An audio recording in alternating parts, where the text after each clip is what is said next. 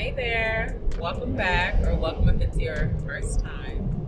As you know, we talk about how in life it's not only me and it's not only you, but life's ups and downs are universal. Today, I thought we could dive into becoming selective. I feel like at every point in our life, or at some point in everyone's life, I should say, we saw opportunity in almost everything, or we saw potential everywhere. That could be significant others, that could be businesses, that could be employment, careers, companies, friends. But as every woman evolves in life, she gets to a point, some sooner than others, some much, much later. But we get to a point where we only want to respond to things that align with us or that fit a certain pattern. And it's an evolution that sometimes comes by trial and error, sometimes it comes from observation, but it comes. We get it eventually. My hope is that you can get it sooner than I got it. My experience, being a selective woman means that I spend more time observing than I do investing or in being involved in something. So there is a longer upfront observation period than the period that I could quickly get involved with something. I spend more time upfront observing and really using my discernment, seeing if there are any patterns that I should watch out for, seeing if there's any alignment.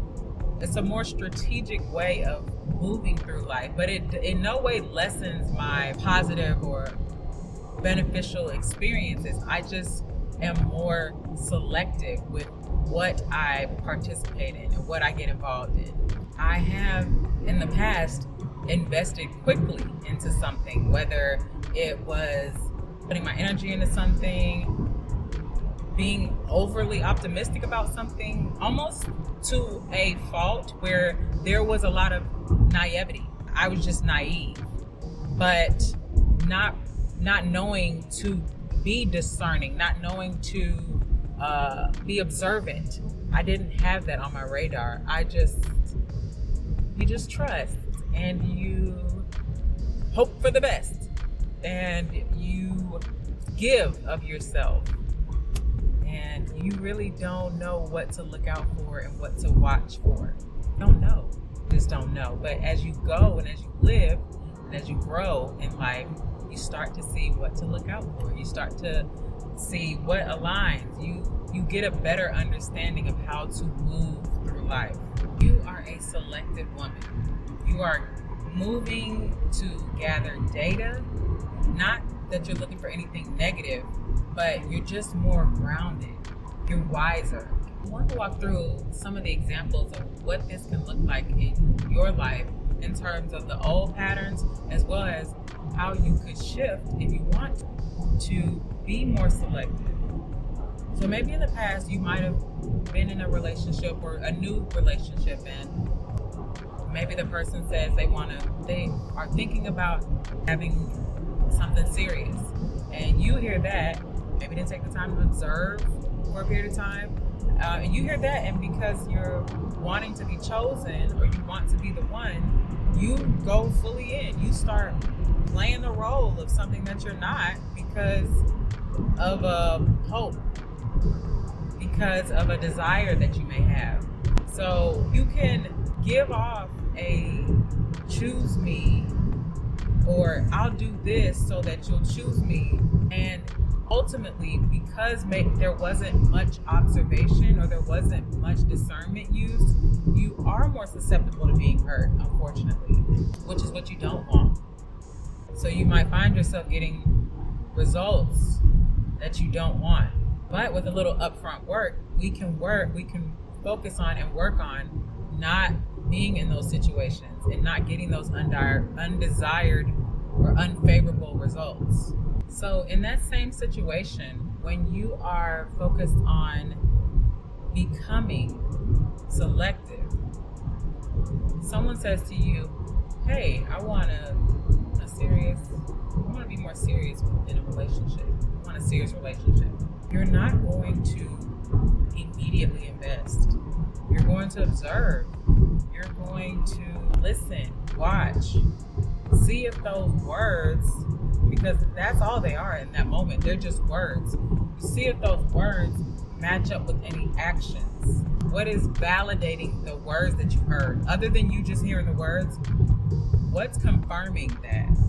That is, I can see. What is confirming that? So from a friend perspective, maybe you made a new friend somewhere, or you start getting to know someone and you're like, oh, seems like somebody I could be friends with. And maybe they're going through something and they begin to trauma dump all over you. And you have a tendency to step in and want to rescue people and connect and be bonded to them. But you maybe found that sometimes you started aligning with people that maybe it's not for the best.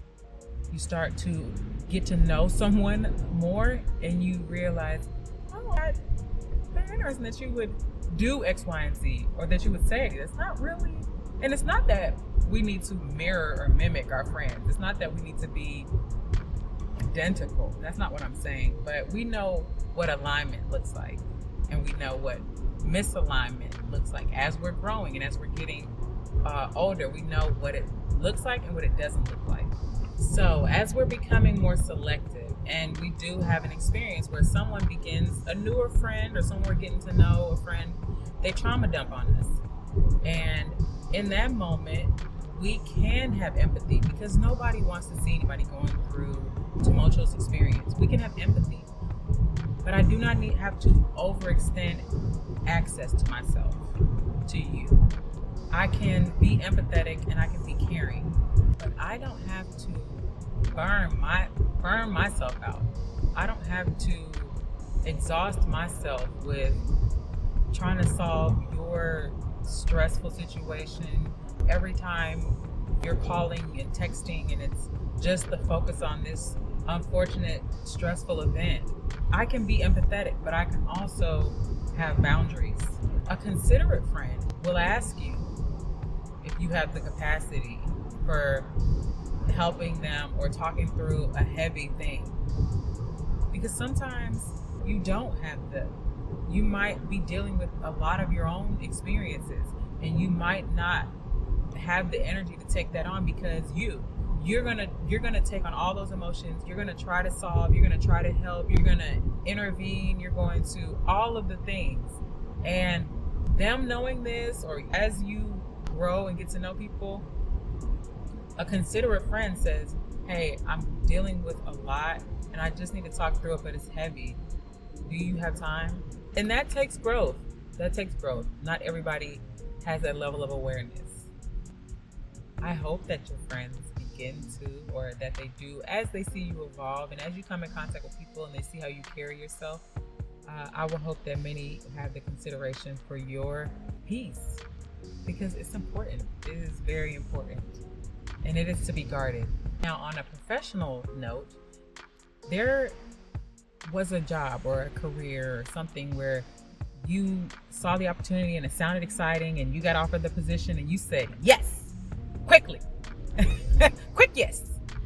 And as you are becoming more selective, what that looks like is you're offered an opportunity and you can ask yourself, or even while you're seeking out opportunities, you may be using a level of discernment and observation and review of the job specs, of the job details. What is the role outline? What does the role entail? What will this cost me? Does this align with my future? Does this align with what I'm trying to do? And move accordingly, or move in another direction if it does not align, and being okay with knowing that it's better for me to do some upfront observation than to get in a situation and regret it. We don't want to live with regret. We can avoid some level of regret just by doing upfront investigation, upfront observation, doing some due diligence. As a selective woman, you do not chase potential, and this can vary, this can depend on what the circumstance is. Maybe you are willing to work with some potential on certain things, but for the most part, you're not chasing potential. You are going to respond to consistency, to proven things as you go forward. Potential can oftentimes feel like a fantasy. It can feel whimsical. It's who knows what it could be? Who knows what it could turn into? But consistency, that is what's proven. There's evidence there when something or someone is consistent. It's reliable. You can stand on that. It has a surety to it that regardless of circumstances or situation, it's strong, it's steady, it's proven, it's reliable. And you know that because you have taken the time to observe and to watch and listen. As you become more selective, you are less impressed by the typical things, the average things. That could be chemistry, charisma, big promises, fast intensity, a shiny role, a new business opportunity. You're less impressed by those things, and you more so focus on what are the things that I feel moved by, that I feel led to.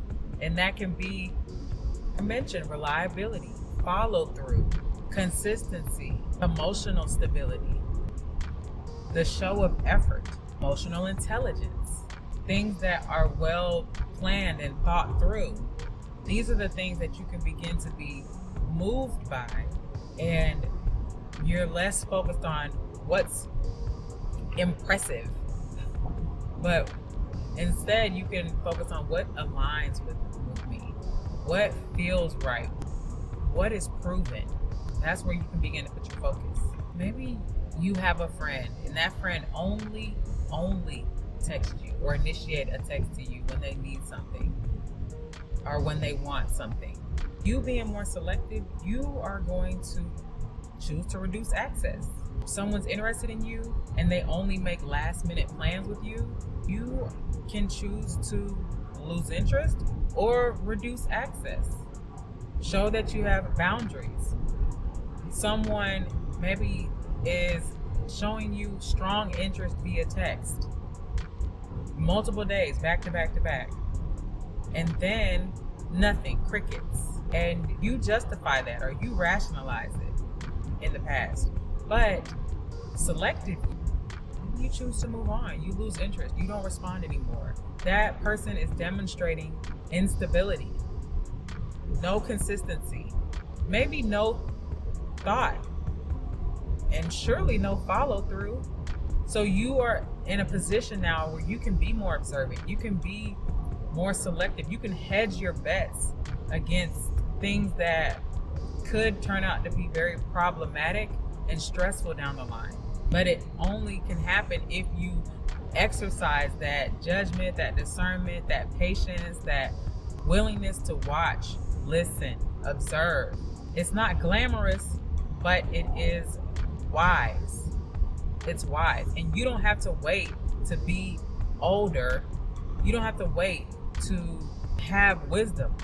Why? You don't have to wait to have wisdom. You can have it now by just implementing some of these simple things.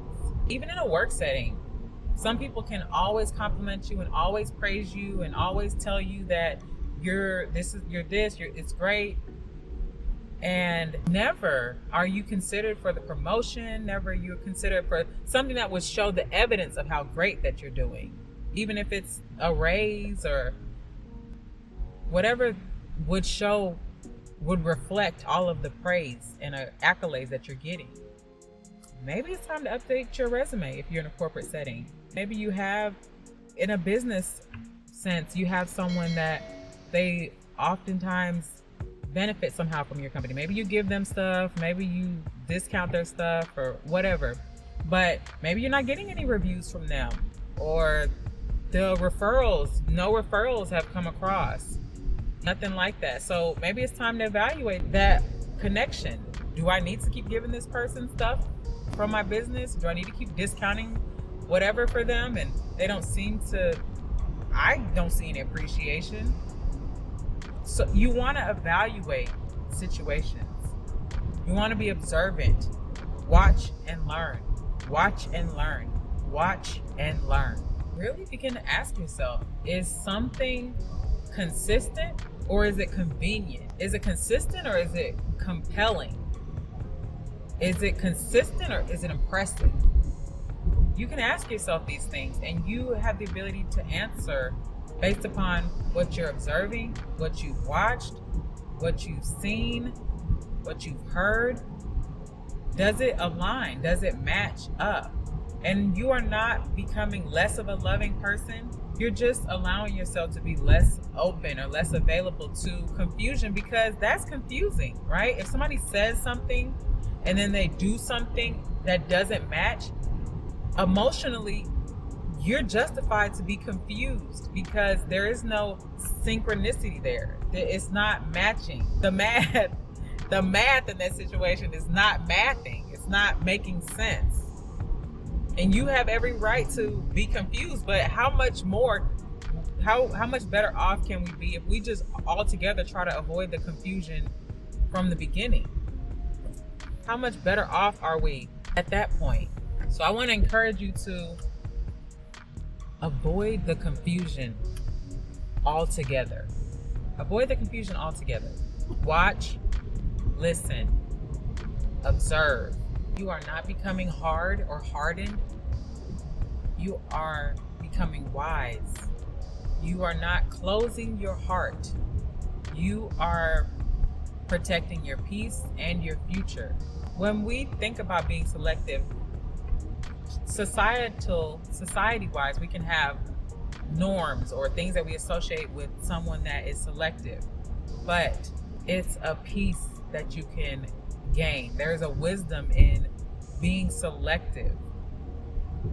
Even if you're looking at something in every area of life, organizations, companies, people, banks, they are selective. Why would you not allow yourself to have that selectiveness in your life, with your time, with the things that are valuable to you? Why would you not practice that same selectiveness in that area? So many women are learning more and more that discernment is not bitterness. It's not anger. It is maturity. It's growth. And that loving, open, affectionate woman, she's still there. She is just selective with whom she displays that. It's a maturity. It's a safety. It's a peace of mind. I want to leave you with this. You don't make the decision to become a selective woman because of being hurt in the past or an experience that was unfortunate. You make the choice to become a selective woman because you have learned. Someone can be hurt and still have no knowledge, have not learned a lesson. But when you're able to decide to move differently, you've learned. You truly have learned. So I want to encourage you today to watch, listen, and learn. And then after you've learned, you can move accordingly. You can let your interactions reflect the wisdom, the maturity that you've obtained. And you can ultimately have a happier life. You can have a more joyous life because it is one that is less full of confusion. It's less consumed by regret and pain and shame even. We can be ashamed of some of the things that we've allowed ourselves to go through. And you can, with being more observant, you can reduce those experiences.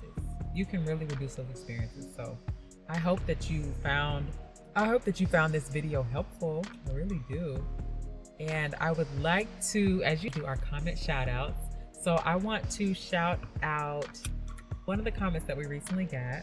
Authentic Nell said, Beautifully said, big sis. I'm such a lover girl, but I'm learning restraint. This knowledge was very much needed in my becoming season.